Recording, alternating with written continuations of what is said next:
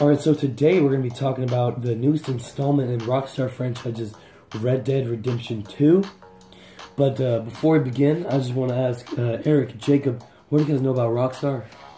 I love Rockstar Games. I think they're one of the best developers for video games. I played GTA 5 when it came out. I think it almost won Game of the Year, or it did. I know it was one of the most popular games that year. Their company has surpassed EA, grossed billions of dollars, and they're just loved by the community. Eric? Yeah, Rockstar Games, they've been around for quite a while in the development of the GTA games, and instead of, they've been also making incredible games such as Red Dead 1, but instead of doing what EA does, and EA kind of just drops games and releases them without taking time to the development of them, but Rockstar Games likes to take time and develop a proper game, which is why GTA franchise and Red Dead especially was delayed about a year and a half, as you said. Yeah, touching on what you just said, EA is not very credible when it comes to the community. That's why Rockstar has really taken off, especially in recent years, with their most recent installment of Grand Theft Auto 5, also referred to as GTA 5. It's been a very large franchise, ranging from, of course, the first to the fifth installment. A few years ago, about 10 years ago, they released GTA 4, Los Santos. And after that game went stale on the market, the community wanted something different, so Rockstar responded with a groundbreaking, shelf-destroying title called Red Dead Redemption. Now, this game followed the man John Marston and his life on the Wild West, running from the law and doing whatever cowboys do. So this game at first didn't have too much success. Rockstar didn't notice any massive explosion as they were expecting. Over time, the game purchases exponentially increased. It really was a big hit. The community exploded. People loved it. They wanted more of it. What do you guys know about Red Dead 1?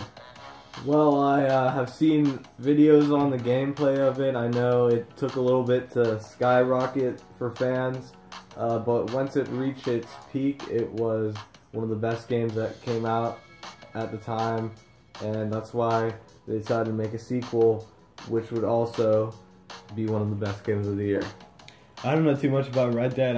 As I said, I haven't played the games, but I do know that the Red Dead was a phenomenal game, as it brought the fans a different type of free roam type of western style with cowboys and a whole group of bandits. And I think it just brought a different feel to the whole Rockstar developing company, which they produced GTA. And instead of that, fans want something new, and they brought out Red Dead, which is just a cool concept, and I definitely think it really touched the fans. So a little touching more on that, the first Red Dead Redemption, the first installment, sold roughly 8 million copies. At the time, that's still a pretty great big number. It's a lot of money for Rockstar. But Red Dead Redemption 2's release had 8 million pre-orders alone. Before the game even came out, the game had more copies sold than its predecessor, which is something, you know, unprecedented in video games till this date. So the second Red Dead Redemption that has come out this year as of November, Red Dead Redemption 2, follows a man, Arthur Morgan, and his life in the West. It takes place in Louisiana on the border of Texas. The game follows their run-ins with the federal law, the Pinkerton Detective Agency, and them running from it. The game is spent robbing banks, doing whatever outlaws did in the day, riding horses with their gangs. But this game focuses a lot on how times are changing. And the Wild West isn't so much the Wild West. There's civilization, there's law, and the law is being upheld. So this game has a very unique take on the world at the time. Just the plot itself, what do you guys think about that? I think it's a really cool idea. Most games don't really focus on the Wild West. Movies do, but this was probably one of the most innovative games to follow the Wild West, and I think they did a fantastic job of it. I love it. Yeah, I think the culture aspect of Red Dead Redemption 2 is pretty neat, with the whole upholding the law and how it kind of takes a turn with the whole group of bandits. So you talked about the main character, and how kind of there's just like a culture and almost like a culture feel to the Red Dead Redemption 2 franchise or game. So more on the game itself. it really grasps players. I mean, firstly, I don't know how much you guys have played it, if you played it at all, but the opening scene, you don't know what's going on. It's a white screen, and you open up in a blizzard. First thing you notice is just like, what in the world's going on here? Who are these people? Why are they stuck in this blizzard? As the plot progresses, it thickens, and it really grasps players in a way in games I've never seen, especially in recent times, with these cookie-cutter game developers not putting much thought or effort into their games, just trying to hit the markets, hit the shelves, and get copies sold. This game really knows how to get you immersed in the plot. Like I said, this is something very unique you don't see a lot of anymore. It shows you a lot of things that, honestly, I haven't seen before. Like rivalries. In this game, there is apparently years-long rivalries between a rival gang, between Dutch Vanderland and his old friend, who was Colm O'Driscoll. And as you progress through the game, these people become more of an issue to you, and you learn to, despise them as much as the characters do in the game. And until you play more into it, you don't even know anything about them, and you already have this despise against these people, and it's something that really grips you. So something I really want to talk about that I really like about it is it's very similar to Grand Theft Auto in the way of its HUD, or heads-up display. The way that the buttons are mapped out and the way that things work, it flows very well.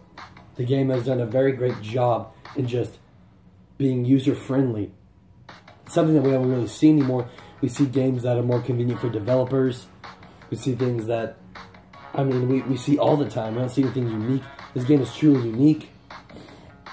What do you guys think about the uniqueness? Yeah, so I think this game's control specifically is very user-friendly, and a lot of games are not very user-friendly, so I think for a person who wants to try out this game, who doesn't really play video games, I feel like it is very easy to learn. I think the open world aspect of it is really attention grabbing. I think a lot of people really enjoy that. If they've never played a video game, I think this would be one of their first ones they should play. Very user friendly, open world, easy story to follow, not too much in between. I think it's just a fantastic game. Well said, Eric. You?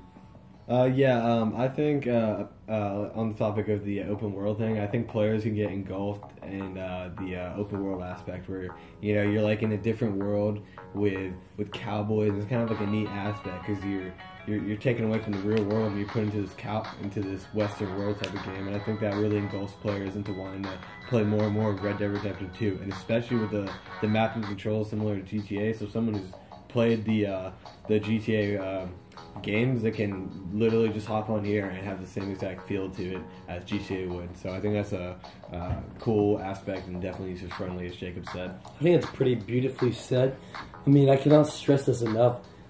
Something I forgot to touch on that you guys touched on a little bit for me was this game's open world aspect. This is something that I have been so shocked about. You are put into this world that we have never seen before our lifetimes. Rolling hills, forests. It's crazy that the world used to look like this, and it really puts together these beautiful graphics that Rockstar just so intricately made because they really care about this community and the money that we're spending. Something else I want to touch on, the online multiplayer aspect. Oh man, I don't really know where to start other than this needs to fall under the disappointment category if I'm going to be completely honest. After the game was released, it took a year and a half before it was released to the public, especially for those that pre-ordered it. It was a really long time to wait. They pushed it and pushed it and pushed it back. And upon release, they still didn't release this online multiplayer aspect. It's pretty frustrating. I think that's something that's very important to most games, is that online multiplayer aspect, and that's something that they lacked. And they have released as of recently. But I'm still disappointed.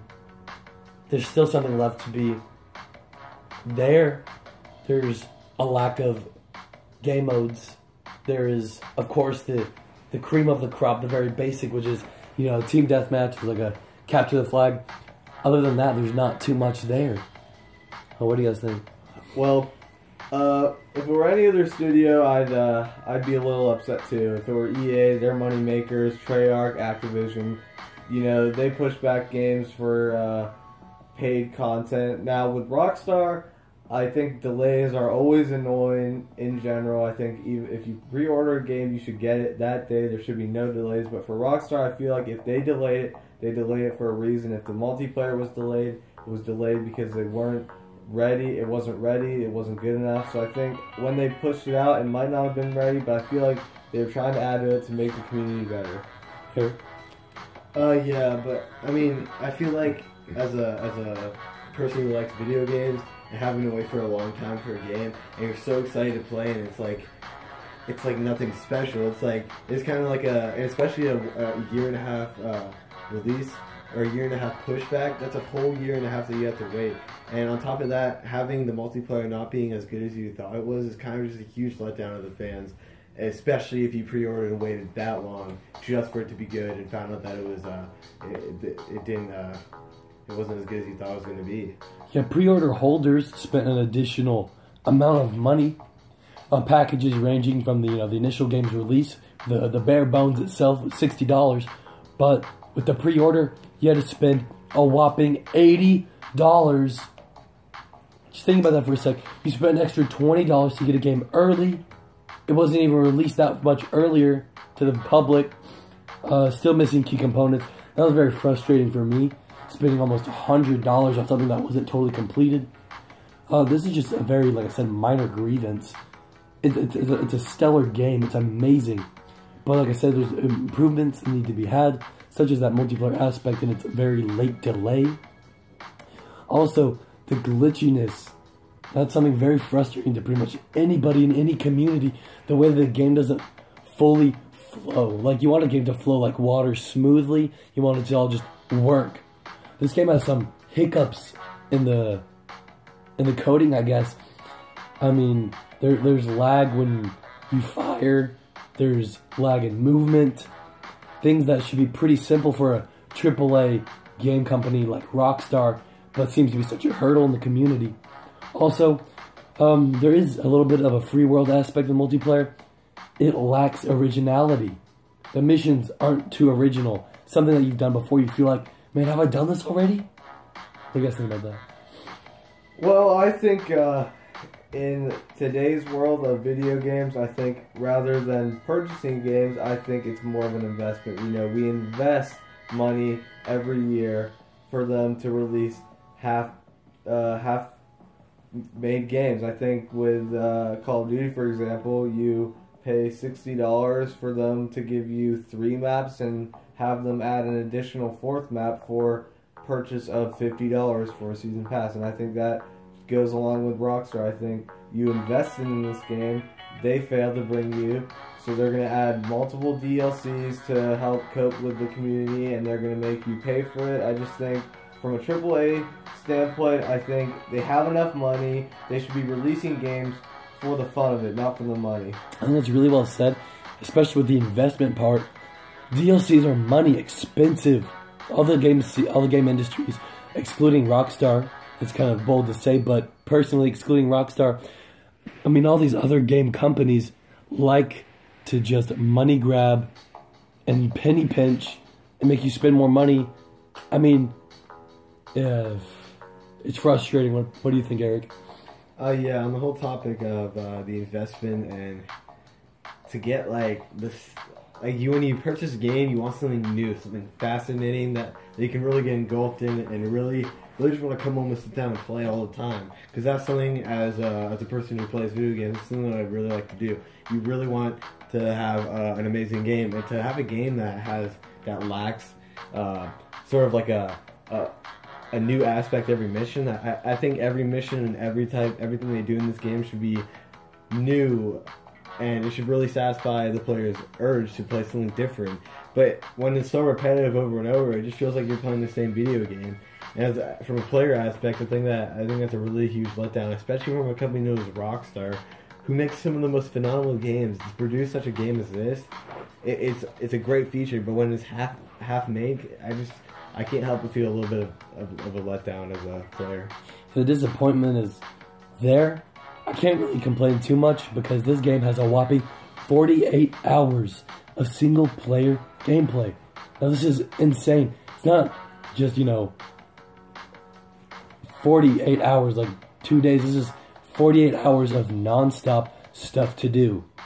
I think that's pretty incredible, but like I said, the originality is lacking a little bit. Last thing I want to talk about is the things that I really just hate. And it's a very harsh statement, but there's one thing in particular that I cannot stand in this game, and that is the NPC interactions. So this game focuses on civilization in the Wild West, becoming more civilized, so there's people that you could interact with, and you get to choose to be a good person and interact, but the interaction is kind of stale. You have two options. You can either greet them or antagonize them. I cannot name one person that does not want to antagonize an NPC because, you want to see what happens. But the only thing it leads to is violence, which gets the law on you, which loses money. It's long, it's painful. I wish there was a way that you could more effectively diffuse situations rather than constantly just building on the frustration. What do you guys think? Well, I think there are always complaints in games. I think overall this was a massive success. I think it's a great game. There's obviously complaints, there's obviously issues with it, but there's issues with every game. I think there are minor issues, there are some little bitty issues, there are some major issues, but the major issues don't affect the gameplay. I think the gameplay is solid, I think the single player is fun. The multiplayer, it'll get better. I just think overall this game succeeded in what it wanted. However, there are always minor complaints, and these complaints will alter the gamer's experience like us. Alright, Eric, final thoughts? These are my final thoughts of the game as well as the NPC. So first off, I want to talk about the NPC. As a player, I like video games, but to have kind of like a limited option with the NPC, it's just kind of I kind of feel as it's a letdown because there's two choices, and one choice you make can lead to that choice. Another choice is that, and I just feel like as a player, I think that gets kind of stale because it's not giving you any other options. There's only two options. So from a player standpoint, I can completely understand why some people would be upset with that because two options is just too little. Like even adding maybe a third option would be better. And so on my whole personal thoughts of this game, haven't played it yet. I'm planning on buying it soon. But from what Landry stated about the game, I think it sounds like a really awesome game, and especially by the producers of Rockstar. I really think this game could be fun. The open world aspect is amazing. The Wild West culture, the civilization. I think it really can make a fan engulfed in the game, and I think it should be a really good game once I get the chance to play it. Well said. So if I were to rate this game on the professional level as well as the consumer level, I'd just take it to solid 8.5 out of 10. Astounding, visually stunning. The gameplay is very immersive. The only things that I can say are a little disappointing, or the multiplayer's just not as amazing as I anticipated, nor the NPC interaction disappointing as well. With that being said, thank you for listening to this review of Red Dead Redemption 2.